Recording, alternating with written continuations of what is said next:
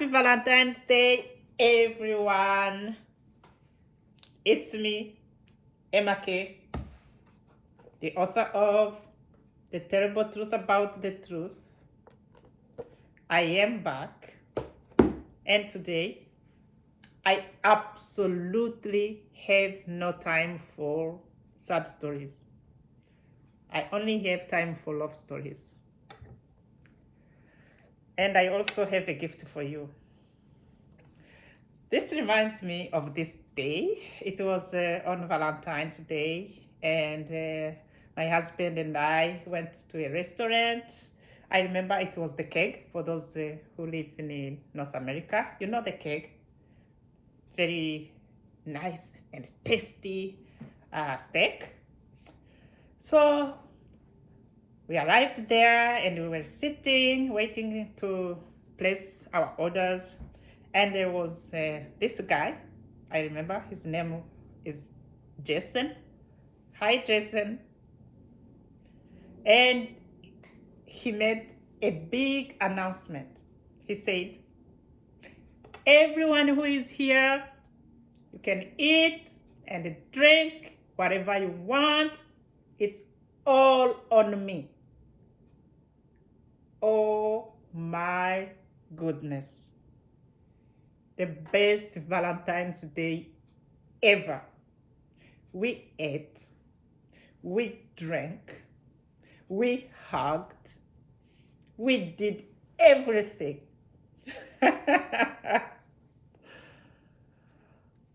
So, after having fun, when it was time to go home, I went to, of course, to say bye to Jason and to thank him. But per curiosity, I also wanted to know what he did for a living because I thought he was a millionaire. And guess what? Jason worked at McDonald's. You see, you don't need to be rich to give when you have a loving heart. So, same as me, today I am giving a gift to everyone who is listening. Everyone, you can listen for free to my audiobook, to chapter 1, Mike and I. Enjoy my love story, and if you love it, don't be shy. Go on Amazon and order the entire audiobook. Thank you, and I love you. Chapter 1. Mike and I. Born and raised in Rwanda, I grew up in a Christian family. My father was the Seventh-day Adventist church minister. He was a very handsome, loving man with a great sense of humor. Needless to say, I miss him every day of my life, and I miss the many interesting stories he used to tell us. I used to get frightened just by thinking that one day my dad would leave us without telling me all the fascinating stories he knew. I wish he had written a book.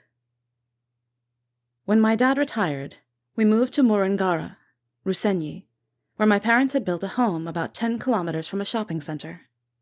My parents had friends near the shopping center, and at times, my mom would give me crops as gifts to bring to them. I remember I was 13 years old when I met Mike. I was on my way to my parents' friend's house, who lived close to his parents' house. It wasn't until I was 20 that we started to date. Although I knew nothing serious was meant to come out of our friendship, I wasn't courageous enough to tell him to get the hell out of my life, since he was a charming, good-looking guy, highly educated, and with very good manners. For some reason, I felt good and secure when he was around. And I knew he loved me.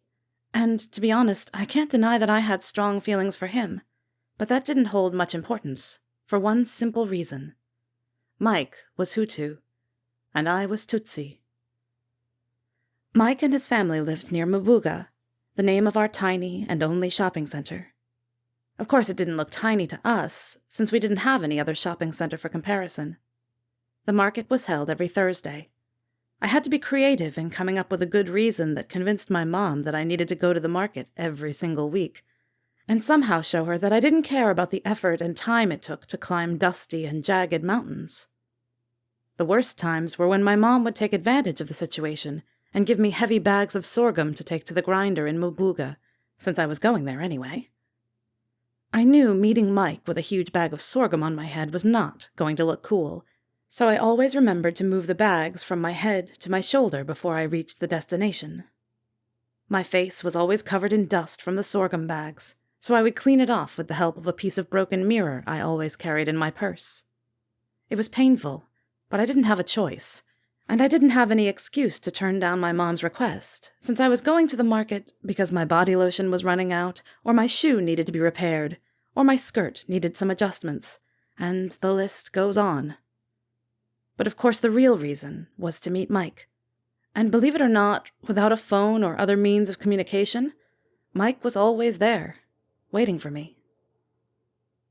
"Ma petite chérie, tu es là?" he would say. "My baby girl, are you there?" "Oui, je suis là, chérie," I would reply. "Yes, I'm here, darling."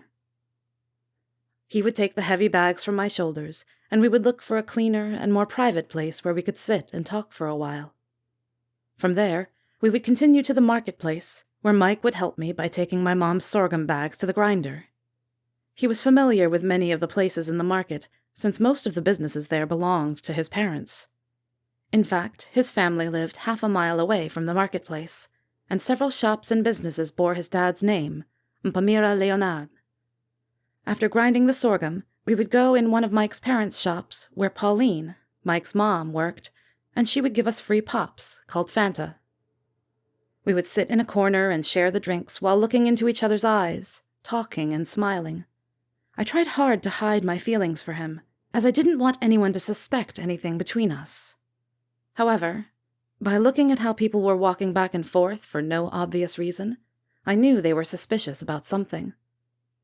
Even though I enjoyed the feeling and didn't care if they knew we were dating, I still thought we were dating just for fun. And I should mention, on top of our ethnic differences, there's also an age difference, and I thought at my age of 20, it was too early to get involved in a serious relationship. Mike was almost 7 years older than me, and his opinion of our relationship was much different than mine. I would not have dared mention the real reason I thought a serious relationship between us was impossible. Yet he always read my mind. Without me saying anything, Mike would look at me and say, "Emma, do you know that nowadays Chinese women marry white men?" I didn't need to ask him what he meant. I knew exactly what he meant. And I knew he was right. Not only did Chinese women marry white men, but also white men married Rwandan women on a regular basis, and no one ever questioned that. But the problem between Hutus and Tutsis was a fact, and I wasn't able to do anything about it. Mike remained optimistic, because he didn't know much about my family and what I had gone through. All he knew was that I was Tutsi, and since mixed marriages were becoming common, it wasn't such a big deal for him.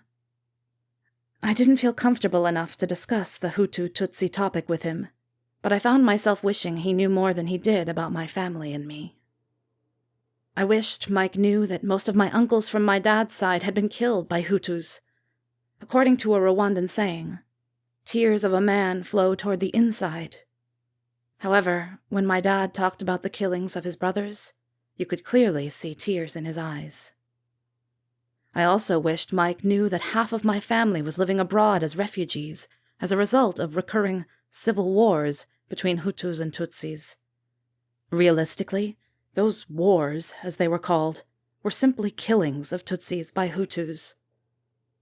I wished Mike could rewind to 1973 and see my sister, Tabitha, our younger brother Ben, and me, all ranging from toddlers to young school-aged children, hiding in bushes from Hutus, who were then killing and burning Tutsis' houses.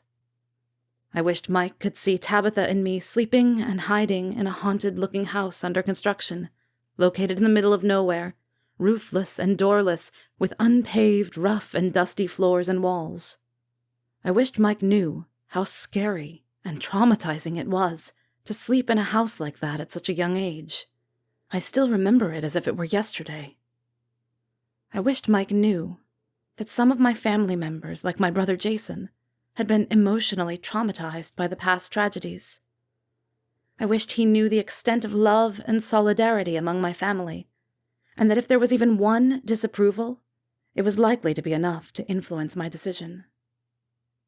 Mike didn't seem to take me seriously when I said we couldn't have a strong relationship, and I thought his optimism was the result of ignorance. Anyway, despite what I knew and thought, my relationship with Mike kept progressing. While I was convinced that it wasn't going anywhere, Mike never lost hope.